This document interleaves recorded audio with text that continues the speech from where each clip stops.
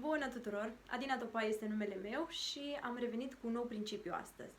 Vreau să discutăm despre ordine. Cum facem un copil de nici 2 ani să facă ordine sau să mențină ordinea pe care noi am făcut-o în mediu pentru el? Ei bine, nu este atât de complicat precum pare, ba chiar este foarte simplu dacă înțelegem mecanismele din spate. În primul rând, trebuie să ținem cont de mobilier. Este oare mobilierul din casa noastră la nivelul copilului? Are el acces? Dacă nu, va trebui să facem niște schimbări. Mai exact, trebuie să-i creăm copilului repere foarte multe și foarte simple, astfel încât să facem să fie mai ușor pentru el să fie ordonat decât dezordonat. De exemplu, putem să punem la intrarea în casă un scaun la nivelul copilului și un cuier. Pentru el, asta va însemna că acela este locul în care trebuie să se așeze, să se descalțe și să se dezbrace de geac. Geaca o să o pună în cuier, încălțările le lasă acolo. Automat va ști că atunci când iese afară la joacă, va trebui să se întoarcă la scaun, să-și pună încălțările, să-și pună geaca și să iasă pe ușă. Va fi un proces mult mai rapid din moment ce el va avea acest reper. Putem de asemenea să facem reperul pentru joacă, pentru jucării. Putem să facem un raft pe care să așezăm 4 jucării și copilul să știe că acolo le găsește, astfel încât poate să le ia de câte ori își dorește, să se ducă să lucreze, apoi să le pună la loc. Un alt reper ar putea fi reperul pentru hrană și asta ar însemna să fie o masă la nivelul copilului cu un scaun și el să știe că dacă se așează acolo va primi hrană.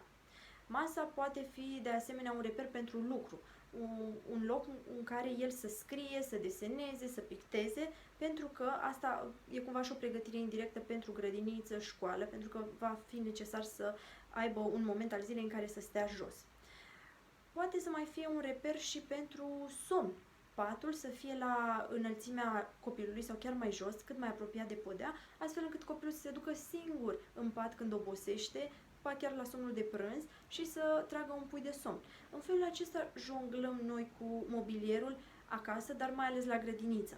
Trebuie să-i oferim copilului acces liber și să îi încurajăm independența de a merge către raftul respectiv sau către reperele respective și să facă singur. În felul ăsta devine independent, devine mai curajos, are inițiativă și îi este mult mai ușor să păstreze ordinea.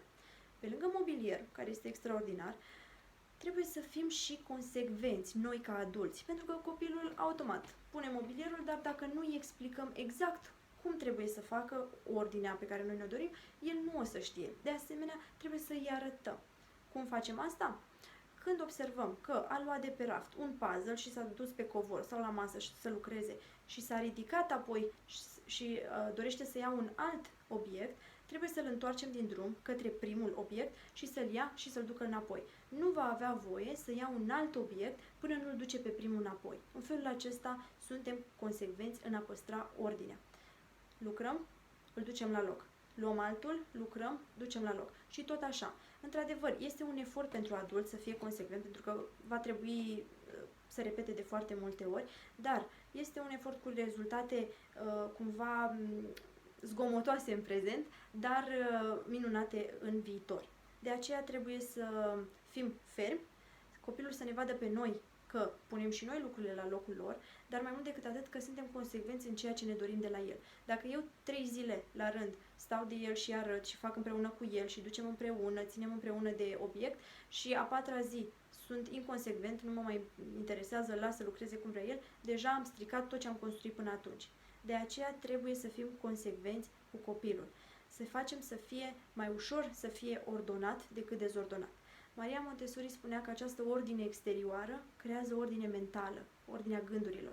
Și este bine să o urmăm și noi, pentru că o să vedeți că lucrurile se întâmplă cu o altă dinamică, copilul este mai fericit, copilul va ști exact de unde să-și ia lucrurile, unde să le pună înapoi, iar activitatea lui zilnică se va desfășura mult, mult mai ordonat.